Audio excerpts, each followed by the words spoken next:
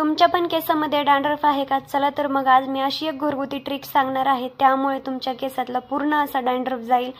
Video शेवटपर्यंत बघा। त्या अगोदर माझं डेली रुटीन तुमच्यासोबत शेअर करते। सकाळी 6 वाजता उठले, अगोदर भांडी घासून घेतली, भांडी झाली होती घासायची, भांडी रॅकवरती लावली, मग चहा बनवायला घेतला होता, चहा बनवला मी, चहा घेतला, त्यानंतर मी स्वयंपाकाच्या तयारीला लागले होते, स्वयंपाक झालेला होता माझा।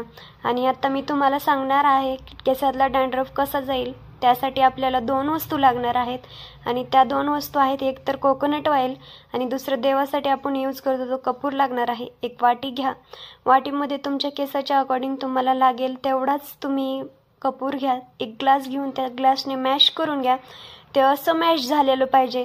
त्यानंतर तुमच्या केसाच्या अकॉर्डिंगच तुम्ही पण तेल घ्या, तेल घेतल्याच्या नंतर ते आपल्याला त्याच्यामध्ये टाकायचं आहे तेल। माझे केसाला एवढंच लागते त्यामुळे मी एवढंच घेतलं। गॅस ऑन करा, गॅस एकदम लहान करून ठेवा, त्याच्यावरती तेल ठेवा ते, आणि आपल्याला असं जास्त हे करायचं नाही, कापूर वितळून द्यायचं आहे फक्त। आता आपलं कापूर वितळलेलं आहे, आपण थंड करायला खाली ठेवूया।